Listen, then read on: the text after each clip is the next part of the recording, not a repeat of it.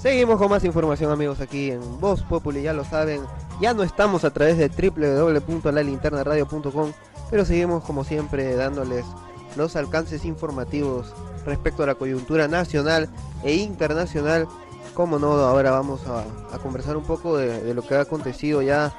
luego de este breve pasaje que hemos tenido por las elecciones electorales municipales en Lima y también los hechos lamentables en la Franja de Gaza, en el Medio Oriente. Vamos a conversar un poco de salud. ¿Por qué? Porque evidentemente ya van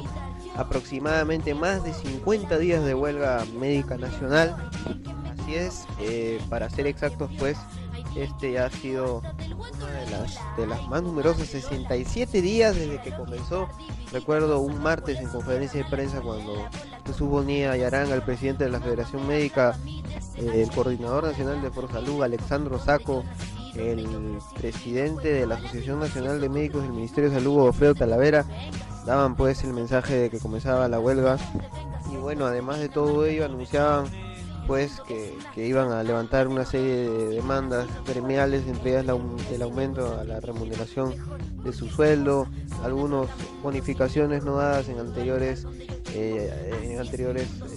conversaciones que se tuvo con el Ministerio de Salud, y como no, también pues el tema de la reforma del sistema de salud,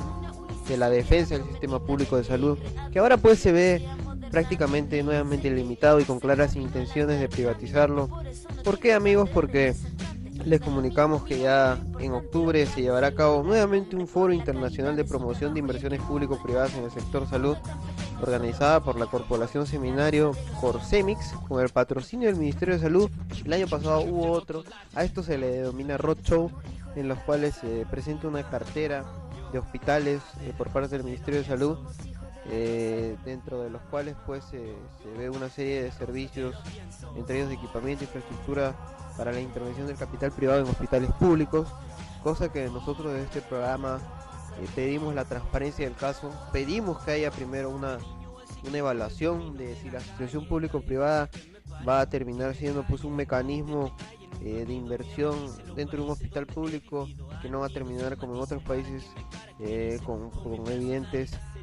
maltratos al servicio público de salud, y si favorece esto, no, lo principal, a la atención de todos los pacientes. Me parece que hay que ver las condiciones, porque acá no hay mecanismo de regulación a la asociación público-privada. Debe haber evidentemente una discusión sobre ella. En algún momento alguna organización de la sociedad civil quiso llevar al Consejo Nacional de Salud y no ha habido alguna respuesta sobre tratar este tema. Nos parece importante en ese sentido, y dentro de toda esta coyuntura de promoción de APPs, donde ahí hay una evidentemente en Puno, en el hospital de Macusani, por mecanismo de obras por impuestos, y además hay APPs en salud, en los hospitales, en los centros de salud de Ventanilla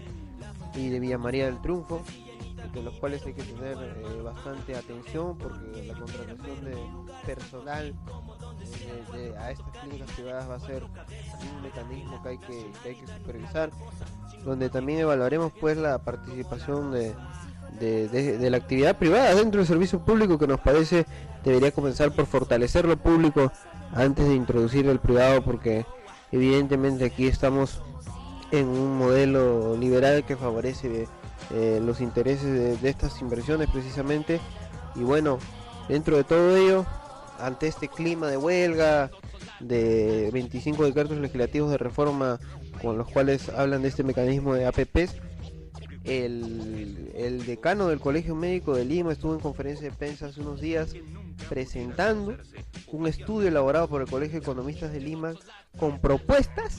para destinar mayores recursos al sector, y además para darle pues una solución a las remuneraciones. Datos importantes me parece, como los que vamos a decir a continuación, que los salarios de los médicos del Ministerio de Salud es 20% menos que en Ecuador, 24% menos que en Chile, 50% menos que en Brasil. Esos fueron algunos de los datos que presentó el Colegio Médico del Consejo Regional 3, el doctor Tommy Villanueva, con un estudio del Colegio de Economistas, que además habla pues de un destino de promedio sudamericano de remuneraciones de 16.65 la hora,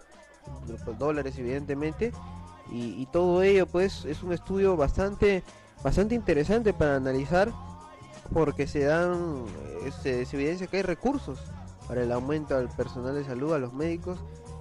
Bueno, la voluntad política es lo que no se nota, ¿no? Y ello ha traído pues una serie de argumentos que ahora tiene el colegio médico como para poner en el papel que sí existen recursos, que sí existen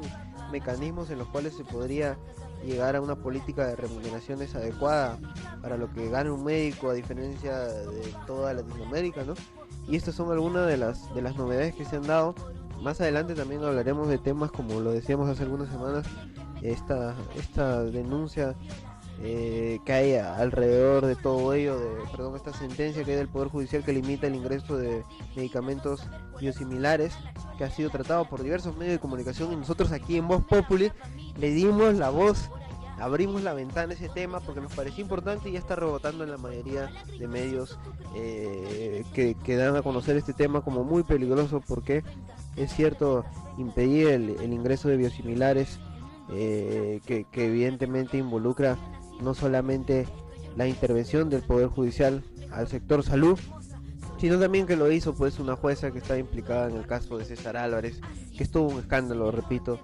porque jamás pues una medida cautelar presentada por Alafarpe, que es la que interviene precisamente directamente para hacer todo este proceso, y que el Poder Judicial pues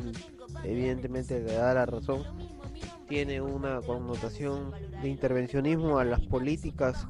ahora de medicamentos, ¿no? Conversábamos hace algunas semanas con el Paz decano del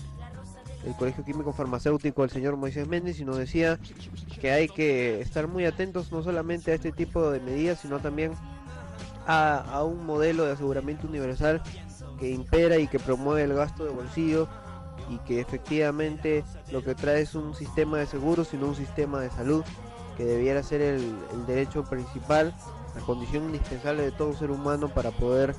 ejercer